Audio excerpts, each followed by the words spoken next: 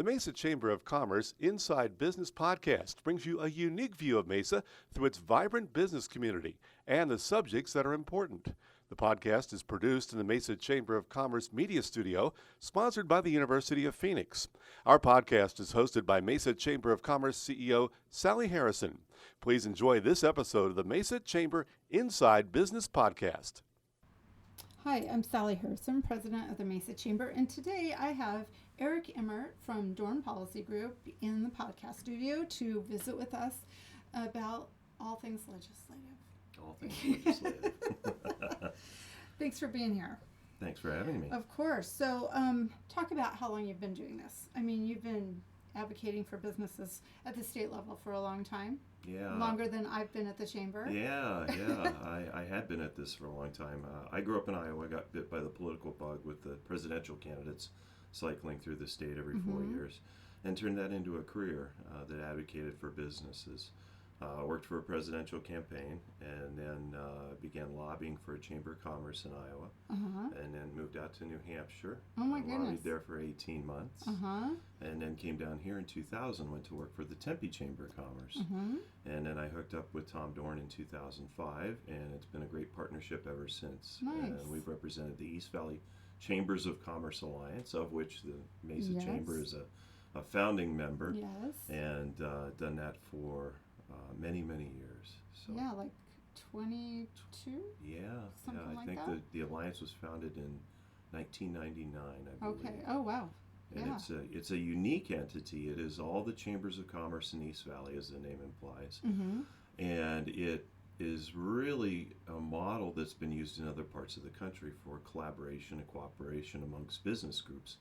But the Mesa Chamber of Commerce was one of the founding members. Said that we should all get together and advocate for the East Valley and our interests in our region, and it's worked out quite well. Well, and aren't we one of the larger groups that come together for something like this?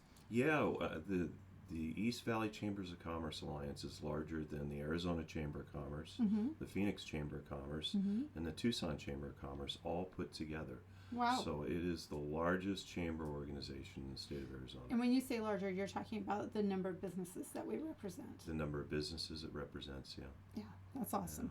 So talk about some of the issues you've addressed over the years for businesses in our communities. Sure. When I got to the Tempe Chamber of Commerce, my first directive was to get light rail into our community without the city council putting it out for a vote of the people, which they did in 1996. There was a transit tax in Tempe at that point in time. We had several city council members from Mesa come over to the Tempe city council meeting that night. They voted on it and lobbied for For light rail? For light rail. Really? Because it can't go to Mesa without Yeah. going through Tempe. So What year was that? That was year 2000. It would have been summer 2000. But we got it done. Yeah. And light rail is a success in both Tempe and Mesa. That's a long time ago. Yeah, it is a long time Well, ago. so talk about some of the other things, because I know just since I've been here, it's been a while, but we've had some pretty significant issues that we've worked with. We you have. on. Truth be told, we've worked on a lot of stuff together. That's some has been fun, some has been not fun, but Not fun, but rewarding in the outcomes. correct, right? Yeah. And the chamber members and the businesses of Mesa have benefited from that advocacy that the organization does. So we had an unscrupulous lawyer that was going through town. Unscrupulous, that's a very nice word. That's a nice way to put it. He was threatening businesses with Americans with Disabilities Act lawsuits, and was telling them, we'll just make this go away if you cut us a check for $6,000 or $10,000 or something like that. And it was a shakedown, what it was. And he focused on small businesses that really couldn't afford to fight him. Yeah, the unsuspecting mom and pop shops that they had a parking lot that they purchased the building or something and didn't realize that it wasn't up to compliance with Americans with Disabilities Act standards. Well, we ran a bill in the legislature and got this gentleman disbarred, and now businesses. What a great day that was. That was a great day. It was. It was. When you watch somebody do so many bad things and just out there to hurt small businesses. It was one of those things that when I think you called me to tell me that Ducey had finally signed the bill, and I mean, it was like a day to celebrate because it felt like such a victory that we had just enabled in our ability to help our small businesses. Yeah, and you had calls from members saying, I can't afford to pay this guy It off. was horrible. Yeah. I mean, I spent the better part of that year just fielding phone calls and holding meetings and bringing, people in the community together, just more for us to be able to educate people so they understood what was happening and what they had to respond to and what they shouldn't respond to. And when the Attorney General got involved and when Channel 15 got involved, I think that's when we realized how really significant the issue was. Yeah, and the violations weren't that bad.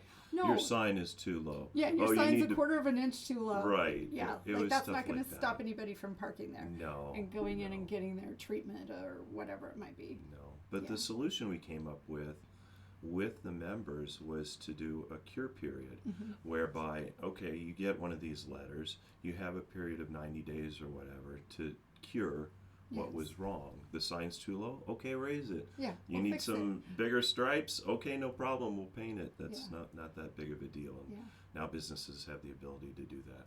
Yeah. And we got the guy disbarred. Yes. Well, and when they were doing the Channel 15 interviews and they were going around talking to people, and then they went to his office and found that he was totally out of compliance, worse than most. I thought that was pretty entertaining, actually. That was fun. To think that they just wouldn't get caught. Yeah. Yeah, it was fun. It was. We had another chamber member brought up an issue of theft by extortion. Yeah, that was more recently. That was more recently. We had a member come to the chamber and say, look, I'm getting people coming into my retail establishment. In this case, it happened to be Nothing Bundt Cakes. Right. Good friend of the chamber. Yes. And poor Jan was having people come in and saying, look, I'm going to write a bad review about your business unless you give me a free bundt cake. Right. And that in and of itself is theft by extortion. So we ran a bill in the legislature that addressed that issue, and now it's a crime to do that in Arizona, thanks to the Mesa Chamber of Commerce. Yeah.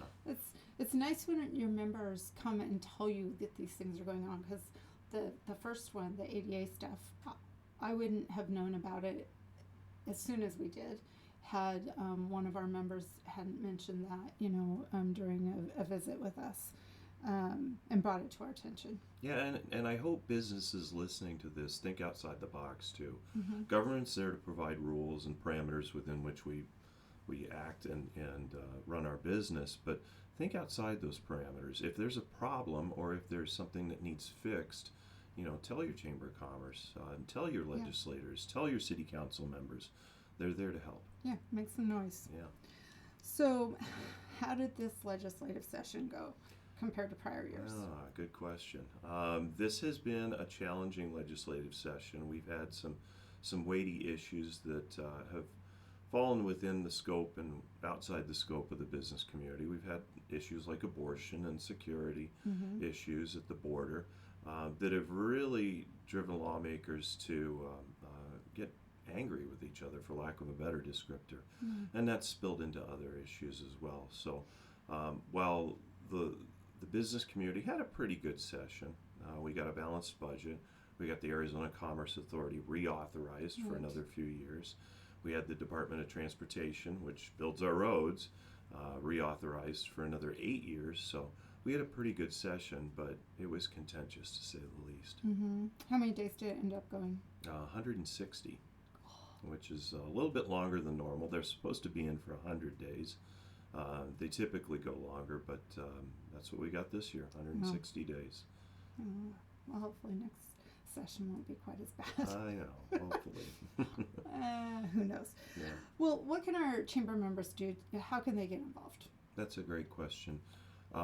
Best way to get involved, if you're a chamber member, come to the Government Affairs Committee. Yes. They meet the third Friday of each month. And they meet at 7:30, and they bring in guests to talk about what's happening. It's an opportunity to network. It's an opportunity to get to know your legislative and elected local leaders better. That's just one way. And then once you get to know those people, hopefully you'll become a resource to them and develop a relationship with them. It's good to have a relationship with the city council member that you're in their district. Right. It's good to know your legislator who is down at the Capitol working on legislation and impacts your livelihood while you're running your business. So the chamber is really a platform for being able to develop those relationships over time. Right. Well, thank you for coming in. We will have to do this more often so we can keep people updated as we're going through session next time. Anytime. All right. Thank you. Thank you. This has been a Mesa Chamber of Commerce Inside Business podcast. You can find all podcast episodes at iTunes, Spotify, or your own favorite podcast website. You can also find them online at mesachamber.org. Content of this podcast is copyright the Mesa Chamber of Commerce, unless otherwise noted.